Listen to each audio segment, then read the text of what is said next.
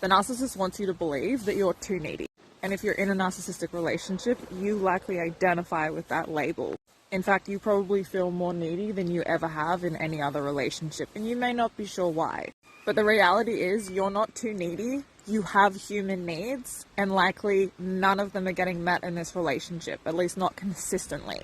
We have a need as human beings to be felt, seen, understood, cared for, respected, for reciprocity, consistency, reliability, loyalty, affection, genuine affection, not just. We need to be empathized with by our partner. We need to be considered. We need to be thought of.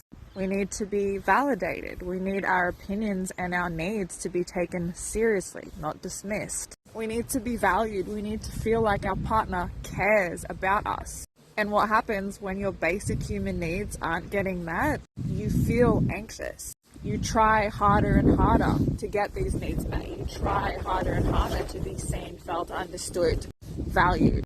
And the narcissist is invested in making you feel like your basic human needs are like you're asking for the moon.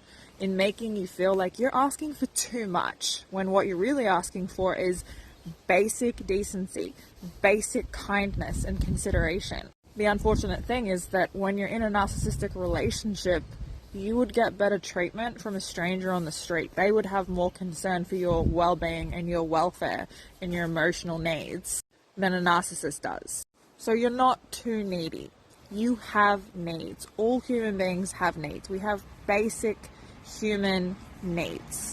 The narcissist just is not interested in meeting any of them consistently or long-term. And so it's easier for them to starve you emotionally and convince you that you're the problem than it is for them to step up and actually see you as a human being, to convince you that there's something wrong with you, to convince you that you're asking for too much. And it has this added effect that the narcissist wants, which is to make you feel insecure, small, insignificant, not good enough, to lower your self-esteem, your self-worth, and your sense of self, keep you confused, keep you off balance, because these things make you controllable. These things make it harder for you to have the confidence and the self-assuredness to walk away.